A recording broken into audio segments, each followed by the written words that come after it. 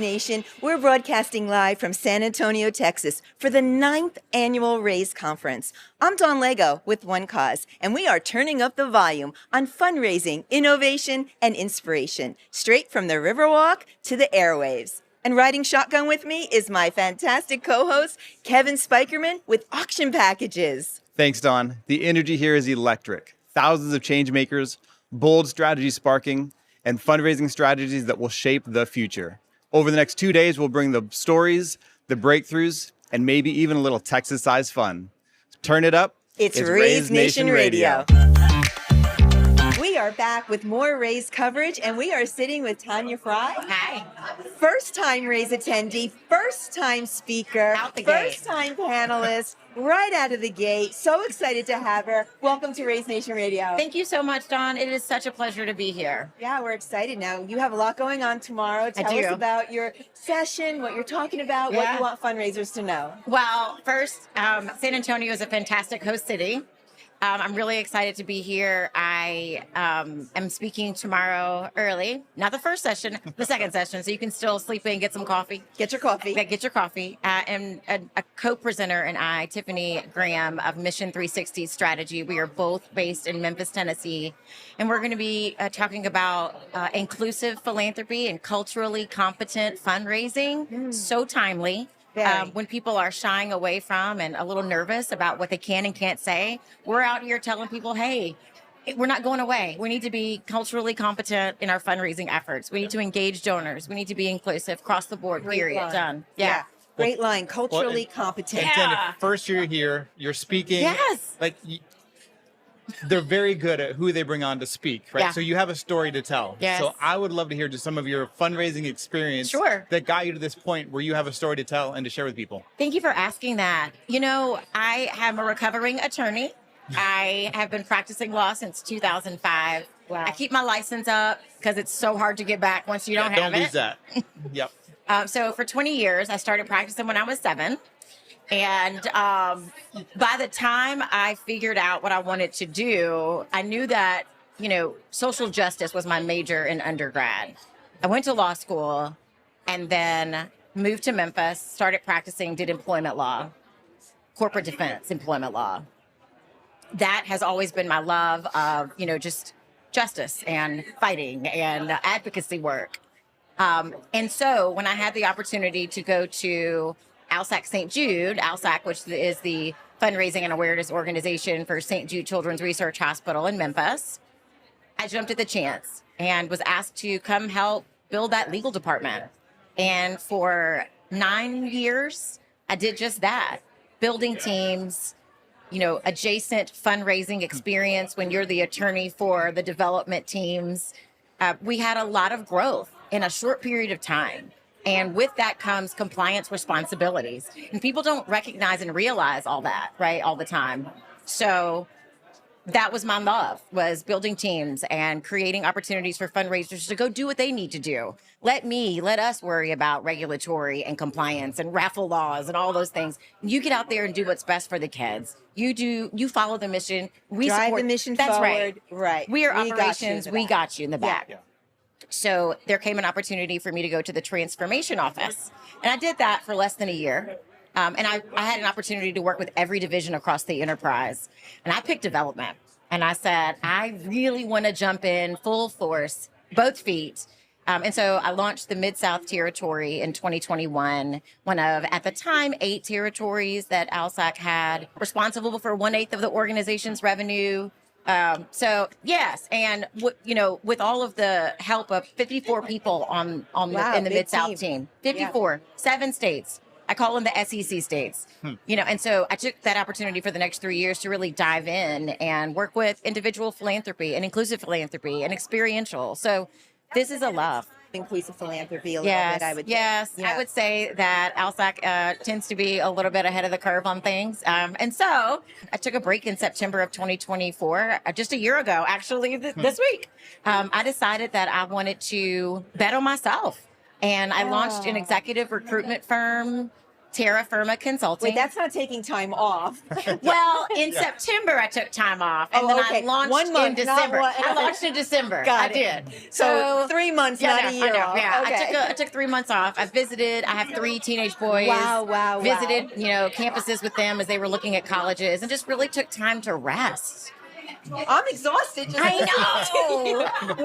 What resting did you hear in that conversation? Well, I did, and apparently I started applying for opportunities to speak at places, but this is what I really enjoy and love doing. So I'm so excited to be here. We can feel your passion well, for sure. Thank you. Well, and I think as you transition to this new role, yes, I'm just going to read this maybe because you find leaders who align with organization value and vision. Yes. Right. And so speak to just how important that is to get not just the right leader who can just lead, but like they have the vision and they're bought into the organization's values. So I love it. Yeah. I've been a team builder forever. I was an only child, so I was building teams out of Barbies. Yeah. And then my sister came along when I was 13, and so I had to figure out how to insert her into the team, right? But she was a great cheerleader. She's now a nurse in Texas and in Dallas. I'm in Texas. That's right. She's a nurse in Dallas. We're excited and proud of her. I tell people when I'm looking for a person to fill a role, I say there are probably 18 to 20 people who can do this job. You do. However, there are probably only 3 or 4 people that are going to do it aligned with your mission, the way you want them to, and be there ready to take on what you need them to do. And the way I find that, when you take care of your people take care of your donors. Culture. When you build that culture, and when I help nonprofit organizations, I am placing people in positions that lead culture and build culture, right? These are CEOs, first and foremost, CFOs, CMOs, and culture starts at the top. And so when you have individuals that come into an organization, they're not coming in randomly. They are coming in to ensure that it's aligned with their values and processes and things, and that they're going to be bringing something to that organization. And the organization has to be open, ready, and accepting. I never want, yes. I never want to bring a leader into a place where they're not going to be allowed to flourish.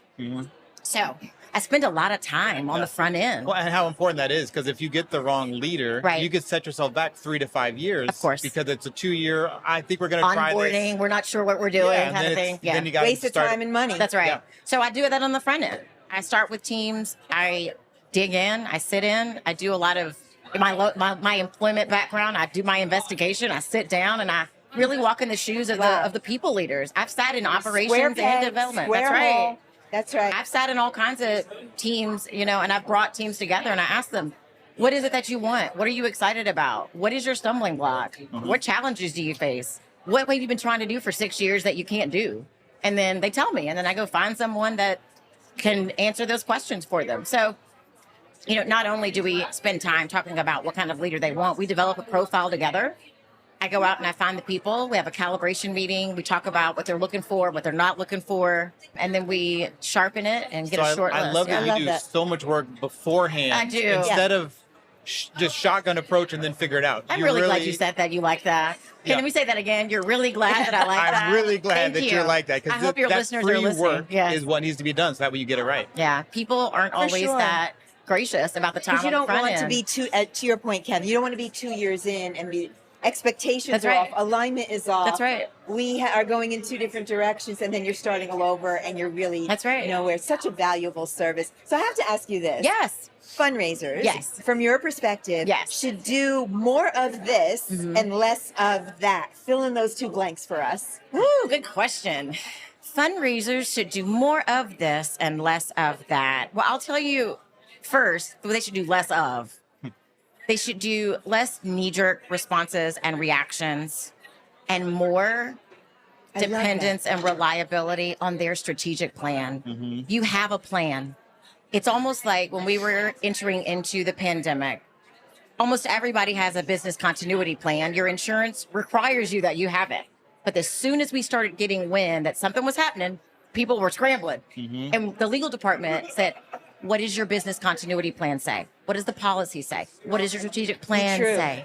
Stick with this. Yeah. Let's see this work. Work what works. And stop reacting and responding knee-jerk without a communications plan, without a business plan.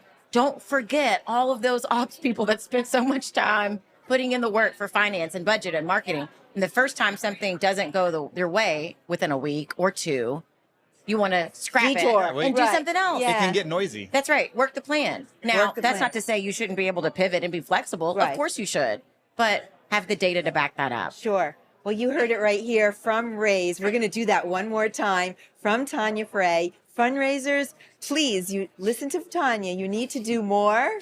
More reliance on your strategic plan and the business continuity that you've put in place, and less knee-jerk reaction, crisis.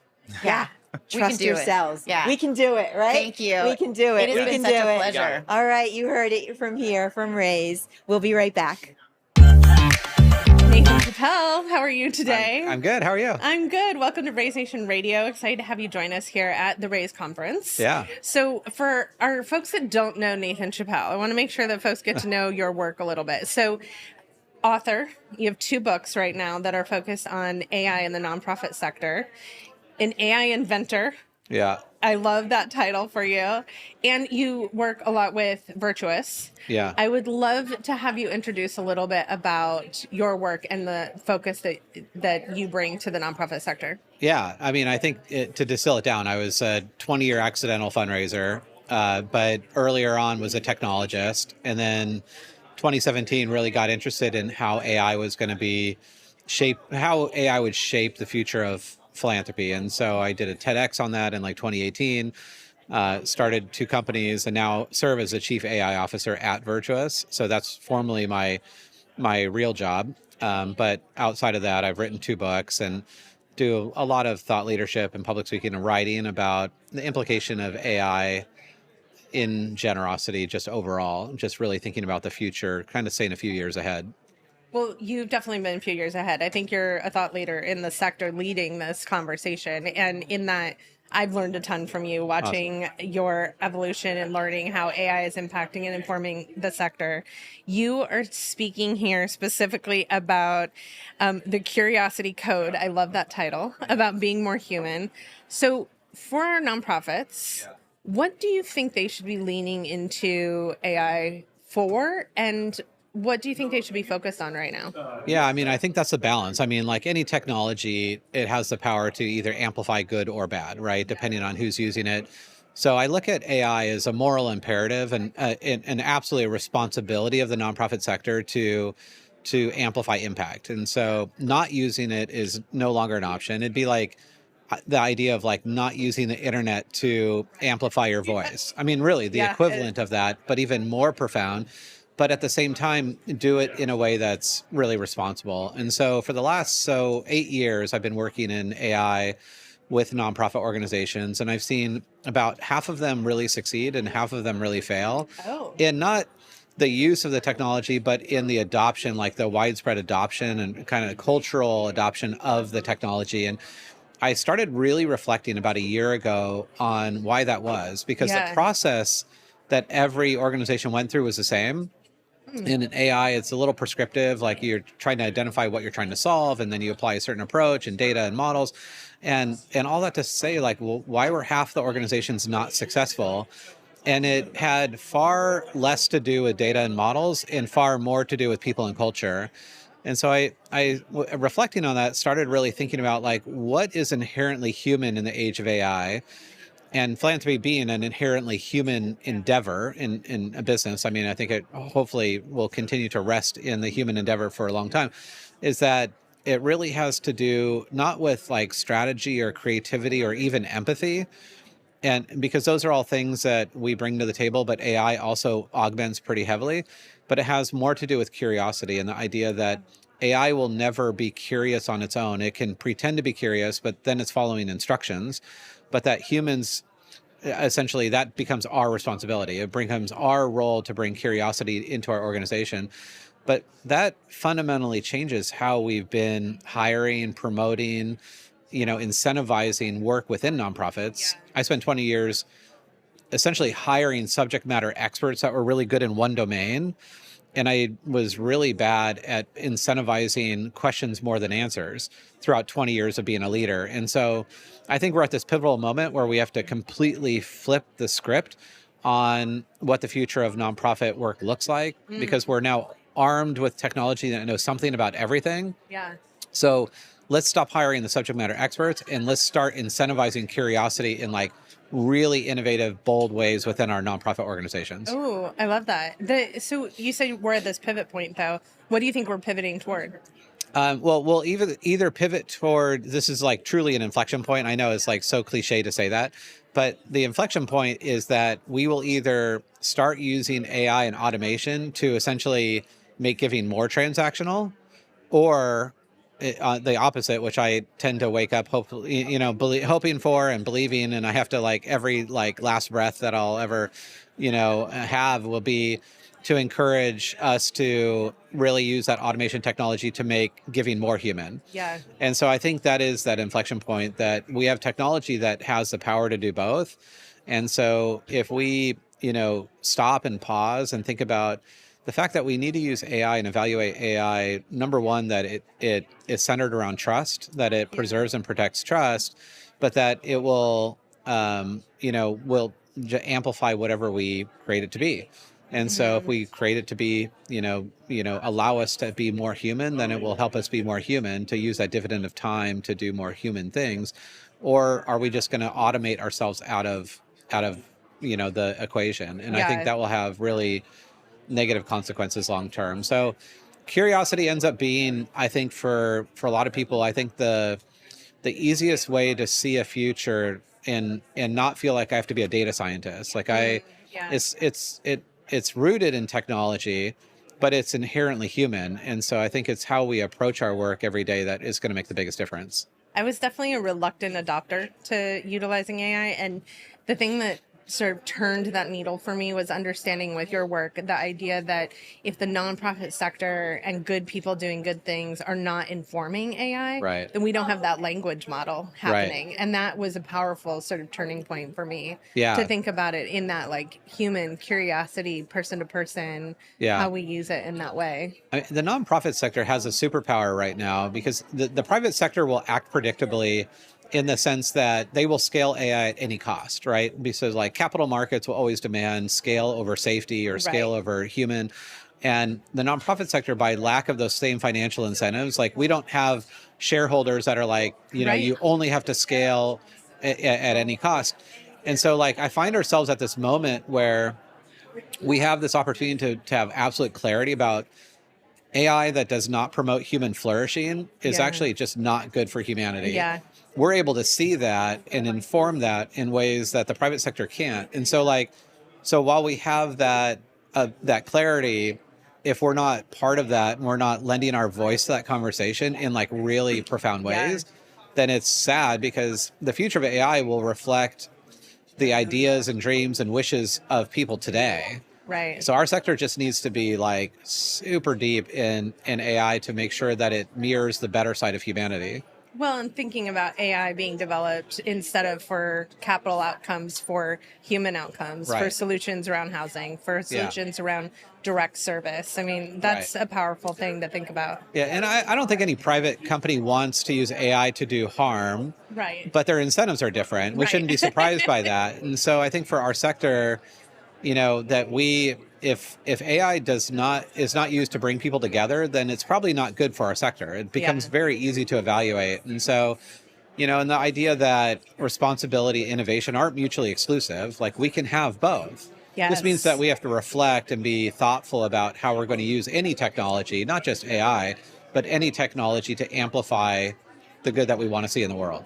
Well, I was going to ask you a question about myth busting in the sector, about if there's a myth out there that you want to bust. I think you just highlighted one, that responsibility, innovation are not mutually exclusive. But is there something else that you would tell our nonprofit friends? I think there might be still some people that are hoping that AI is plateaued and that it's a fad, or that the pace of innovation will slow, and that's an absolute myth. I mean, the reality is that while we're surrounded by all types of technologies and automations that have changed the way, the internet has changed the way that we operate in society and business, but for all intents and purposes, AI is unlike any other technology. It's considered exponential. And that means that it's not dependent on humans to advance, right? So AI is actually now improving itself in a pretty fast pace. So if you're out there thinking that like, well, I just need to wait a little while and then, things will slow down or I'll catch up, it's absolutely a myth. I mean, the reality is that the pace of innovation will continue to increase.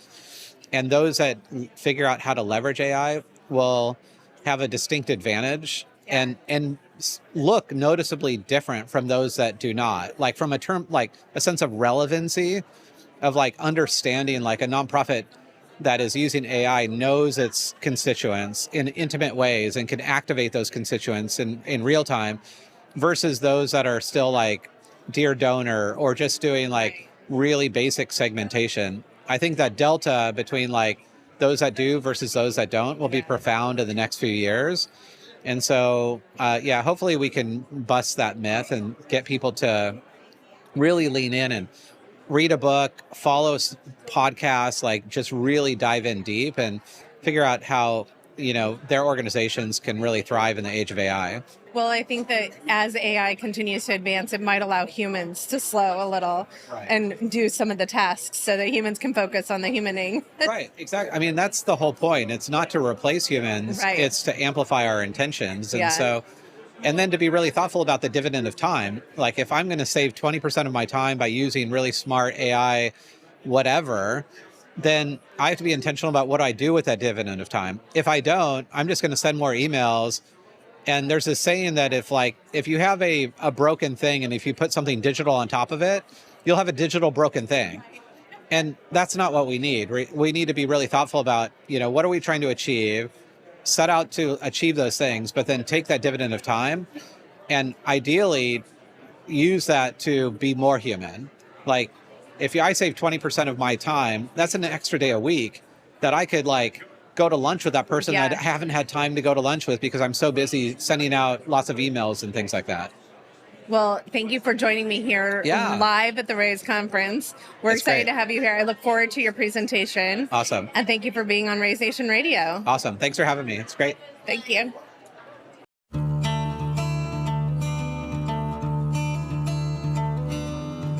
Ready to take your fundraising to the next level? Need to get unstuck in your event planning? Now's your chance to connect directly with the experts behind the Fundraising Elevator. Book a one-on-one consulting session with Sam for strategic planning and fundraising strategy, with Kristen for your program and storytelling, or Mary for your registration and data tools. They're here to provide you personalized answers to all your event questions. Don't wait. Raise more at your next fundraising event. Book your session today at elevatenonprofit.com. You can also find the link in the show notes.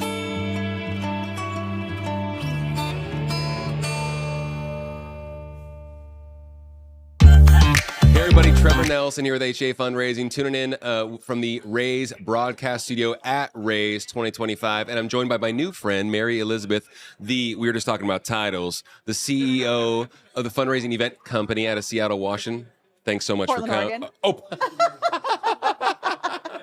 That's all. I messed you up. I did that like 4 times. Yeah. No, that's good. Fine. Portland, Oregon, Pacific Northwest, the PNW. Yes, Yeah. I like your title better though. I made it up in a dream. But you can use it. Yeah, CGO. Chief Gratitude Officer. I love that. Are you a Gary Vee fan?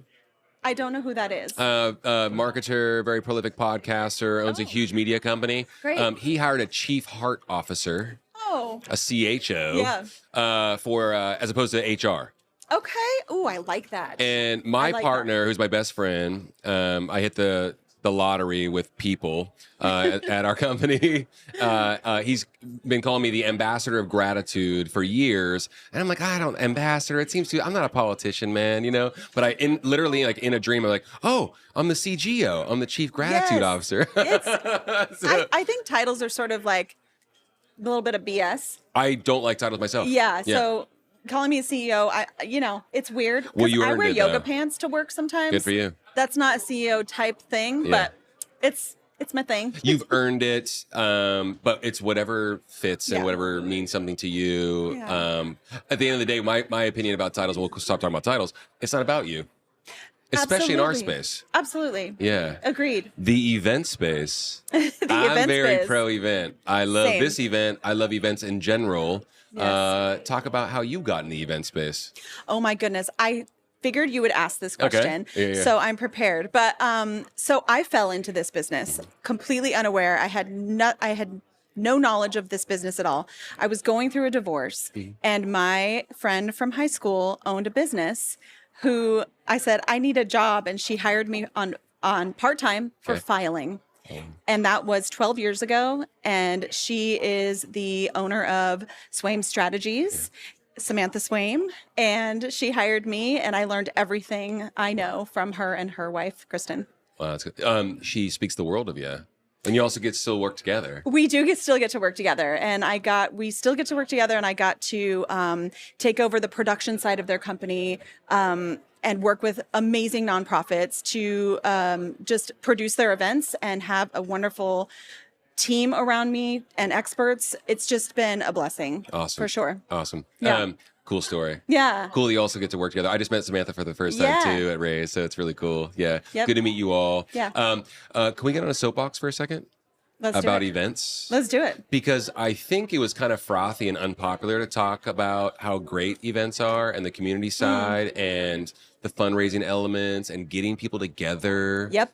Hugging and seeing each other and getting behind an organization they care so deeply about at the same time, all in person. Yeah. Do you have any opinions about events? I do. A little bit. Good, thank you.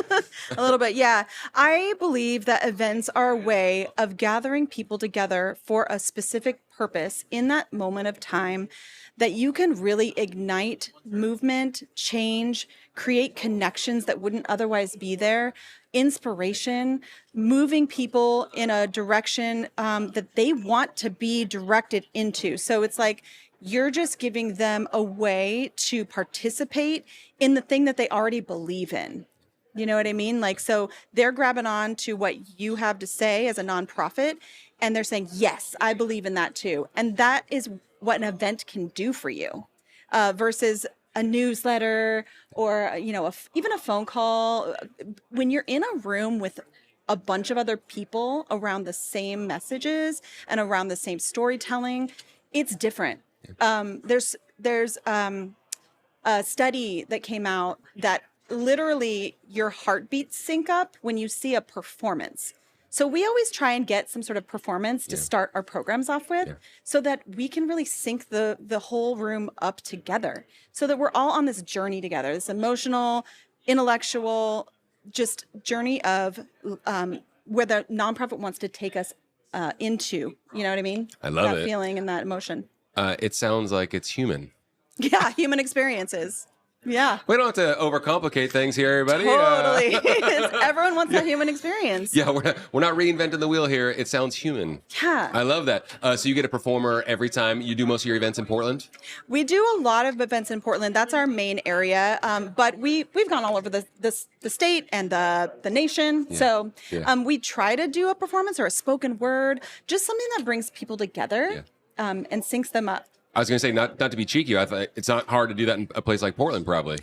There's a lot of No. performers I in mean, Portland. it depends, though. It has to be the right totally. performer. Yeah. It depends. Right. A lot of performers in Portland. ... Yes, there are a lot of performers. That's awesome.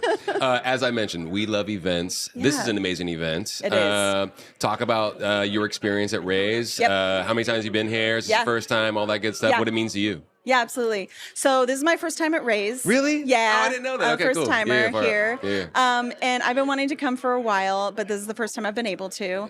I have a longstanding relationship with OneCause. I am a certified partner. And so I just really believe in what they're bringing to the nonprofit sector with this event. There's so many different people here. And there's so many different speakers and there's so many different opinions. I was just in a panel that had two differing opinions on the stage even. Yeah. But you get a really well-rounded experience and information about events, about nonprofit sector. So and you get to be around like your people. These are our people. Totally. You know? Yeah. It's an amazing collection of people. All, obviously passionate about event fundraising. Interesting because you just said you're a certified partner with OneCause. Yeah. You've been doing events for 13 years. You've been working with Samantha and her team, done a lot of events, not just in Portland or Seattle. Truth. For the audience listening, for the event fundraisers listening, it sounds like you've worn like 14 different hats, and you typically do. What kind of feedback, encouragement, all the above can you give to the development, event fundraising professional right now about, or maybe something that you're pulling from this conference that they can take away about, you don't have to do it alone. I know you're wearing 14 hats, stuff like that. Like what kind of feedback can you give to folks they can take away? Yeah. My answer may surprise you, actually. I believe in rest. I love it. I believe in rest. I believe in ebbs and flows of work. I just had a summer intentionally taking a lot of time because it's our slow season. Yeah. So every Friday I took off. It wasn't built into our automatic schedule, but I just, used PTO. I used different things and we just took it off. I think rest is a way to recharge because we're doing so much and because we're sort of carrying that weight of the world on us, because whatever nonprofit is in charge of, they're taking that on. It's almost like you need that recharge moment. So we work hard and we rest and we play hard. Yeah. I just also had worked with an organization working with Indigenous folks, and they took 3 months of intentional rest. And it's like, you just need to, that's what I believe in. I think that's what you need to do. Build it into your automatic, figure out when your slow season is, figure out if there is one, or build it in. Maybe it's once a year, maybe it's not, but you definitely need to have that ebb and flow. Yeah. I heard something very, very interesting, kind of mimicking that sentiment. Batteries don't recharge when they're plugged in. I thought it was clever, but I thought it was pretty poignant too. It's true. Yeah. I started our company a few years ago, and I started writing down some things when things started getting good, but life was still happening. Yeah. At a rapid pace. It does to everybody. Children, illness. Yeah. Spouses, all that, the company, people, all these things. It's a giant people exercise, being in business and doing events in general. True. And I find myself writing some different rules down, or like observations. And one was, be kind to everybody. Yes. That's a good start. It is a really good start. Especially yourself. Oh, yeah. Because you cannot give what you do not have. So true. Yeah. I think you kind of believe in that too. I do. Yeah, you really can't. You got to recharge yourself, and you got to do, but it's not just like, okay, I'm just going to rest. You almost have to find those things that really do recharge you. Yeah. Right? That fill your bucket. If you think it's just sitting in front of the TV, if that does it for you, do it. Binge If it's Netflix. going into nature, for me, it's nature. I was going to ask you. Yeah. So for me, if I'm in the forest or if I'm on the beach and breathing, literally, it's so easy, but it's something I even did it this morning because I was like, I'm not feeling grounded. I have to feel grounded. Otherwise, I can't give back. Yeah. And so that breathing or being in nature, being outside, that does it. I started using the Breathwork app. Oh, heck yeah. Yeah, I really like it a lot. For sure. Life started getting going really fast. Yeah. Events are hard. Events that all of this is I started true. using the Breathwork app. I really dig it a lot. Yeah, for sure. but It it's seems so good. simple, but it's effective. Yeah. It's been really awesome to meet you here. Yay. I'm grateful that this is your first raise and we get to meet. Me too. Tell the audience where they can find you, Yeah. if you don't mind. Yeah. I don't mind. Yeah. So our website is fundraisingeventco.com, and we're on Instagram, Facebook, on the web. That's where you can find us. Awesome. Yeah. Absolute pleasure getting to spend some time with you. Yeah. Thank you. Hey, be sure to show Mary some love and reach out to her on her website, on the socials, all that good stuff. Thanks, everybody, for tuning in, and we'll see you next time. In the world of nonprofit fundraising, every moment counts. You're dedicated to your mission, but are outdated tools holding you back? OneCause is here to help streamline your efforts, elevate your donors' experience, and boost your fundraising results, all in one easy-to-use platform for events, auctions, peer-to-peer, and online giving. With our integrated tools, AI-driven innovation, and our award-winning support, get ready to save time and raise more for your mission with OneCause.